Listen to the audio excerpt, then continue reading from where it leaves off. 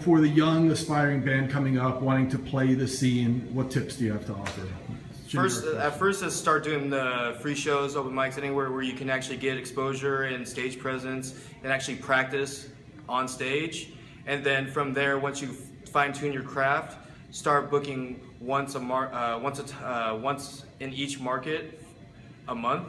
So book LA County, book San Diego County, Santa Barbara County, and just do once a month shows so you don't exhaust your fan base, and start getting that, build that fan base up. Okay, but then of course, if I live in Los Angeles and I'm doing something in like another county somewhere, I'm gonna have to make sure to go to that county and promote before the show, right? Yeah, street teaming and stuff like that, and just doing swaps with other bands or artists. There's many ways of like networking, finding what your niche genre is.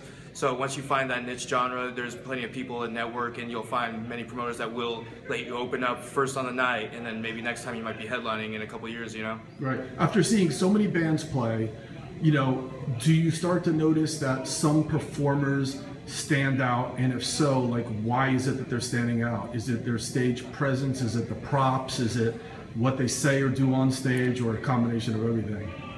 It's a combination of everything, but the thing is for the most part, people want to hear what they hear on the album to a certain extent, but they want to have something new at the show. So a lot of bands, like, wearing a shirt like Revolution, they'll, do a crazy long intro that's maybe the chord progression of the song, but it doesn't sound like that song, and then it slowly builds up to where, oh, it's that song, I love this song, and then it goes into it. They want something new, but they want the familiarity of like the concert experience, I get you. So it's obviously like the live performance is a product or a service in and of itself, and then of course the recording is a product or service in and of itself. Completely. You have to have do something new and keep it the same at the same time. Right. Interesting. You can't just go out there and just play the same. Like, you can, and some people will be happy, but if you change it up, people are going to like it more, I feel. So what is the craziest or most memorable moment that you can think of that an original indie local band pulled off on stage? Can you remember?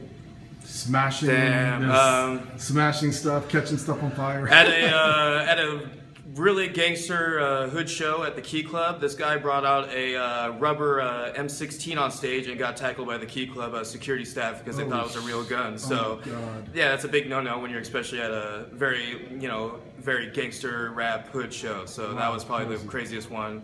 That wasn't a good thing. That's no, definitely not. Any good things that you can think of? Basically just loading, like, people overlook loading on and loading off stage. You know what I mean? That's huge. Like, because no band, you cut into your own time, you go over, they're mad at you, and then you're going to try to play that place probably again in a couple months. So, just overall, just being professional all around is really the okay, so just a band that's really professional actually stands out. Yeah, it's because if you don't have to harp on them, especially like, in my line of business, we just like, if you have to keep on asking them to do the same thing over and over, it's just tiring. You know what I mean? If they just do it and you just appreciate it because you have to do less work, Good deal. Gotcha. All right, brother. Thank you so much. No problem.